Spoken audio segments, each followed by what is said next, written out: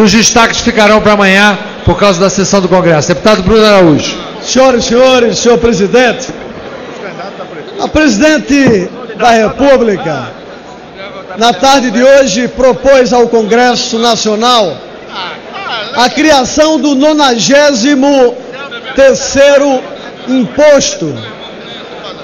Para ficar mais claro, mais um dos 92 impostos e contribuições já existentes no sistema tributário brasileiro.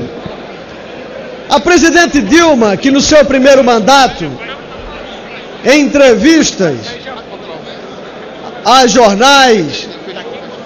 jornais televisivos, dizia ao Brasil que era contra a CPMF, é a mesma presidente Dilma que algumas semanas atrás anunciava por sua equipe a possibilidade da volta da CPMF. É o mesmo governo que antes de chegar à segunda-feira, no final de semana, desistiu da CPMF e encaminhou um orçamento deficitário em mais de 30 bilhões de reais ao Congresso Nacional. É o mesmo governo que, vendo a perda do grau de investimento, tentou correr atrás do prejuízo e buscar uma forma de reduzir um déficit de dezenas de bilhões. Há quem aponte que o déficit é muito maior. Correu para tentar reduzir um déficit apresentado no orçamento de 2016, depois que viu o estrago com as agências de avaliação de risco sobre o grau de risco brasileiro. É o mesmo governo que logo em seguida anunciou que poderia de fato encaminhar a CPMF ao Congresso. É o mesmo governo que hoje, no ato de publicação do Diário Oficial em edição extraordinária, apresenta ao país a nova proposta de retorno do CPMF. E aí não há teoria de conspiração. Hoje o mundo acompanha a visita de uma das 3 agências de monitoração de risco, a FIT, que hoje estaria com o ministro da Fazenda. Por coincidência, no dia que a agência de avaliação de risco faz uma visita ao Ministério da Fazenda, o governo manda rodar uma edição extraordinária do Diário Oficial para apresentar ao país a proposta de uma nova CPMF. Logo em seguida, a mesma agência emite uma nota positiva em relação à proposta da criação da CPMF. Nitidamente, o movimento do governo pode ser para segurar por mais alguns dias, mais algumas semanas, quem sabe, a perca de grau de investimento de uma segunda agência. O fato é que qualquer pessoa que de forma elementar acompanha o Congresso Nacional sabe que o governo não terá o voto qualificado, o quórum qualificado, para aprovar esse imposto que é cumulativo, esse imposto que é inflacionário e esse imposto que, sobretudo, pesa sobre os mais pobres. E não adianta falar em faixa etária de recolhimento, porque esse imposto vai para a produção e o pobre, o que menos tem, vai pagar na ponta com o consumo.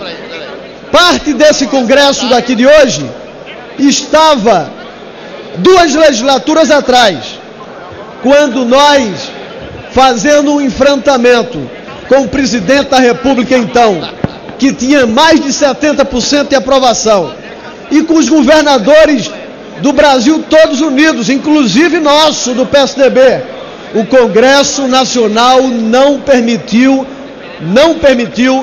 a renovação da CPMF.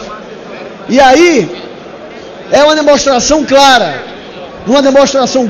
do que há com a perversidade desse tributo, é que mesmo quando o tributo foi derrubado pelo Congresso Nacional, sob a alegação do presidente de que ia ser um caos, no mês seguinte, a administração do país, a arrecadação do país, continuou crescendo e se deu de forma sucessiva. Nós vamos de forma muito firme, todos os partidos de oposição, e tenho certeza que mais do que isso, grande parte da base de apoio que pode ter restado da presidente Dilma, de fazer o enfrentamento e não permitir ao país novamente se reencontrar com esse imposto danoso, silencioso, lento, que mata a poupança dos brasileiros de forma gradual, mas sempre de forma absolutamente firme e constante. Nós não vamos acreditar que um governo que põe o país na sua mais grave crise política e na sua crise econômica possa não oferecer ao Brasil propostas concretas de corte na máquina. Qualquer chefe de família brasileiro, quando não tem os recursos, escolhe de onde deixa de pagar, de onde corta algo que vai fazer falta à qualidade de vida de sua família, mas o governo não.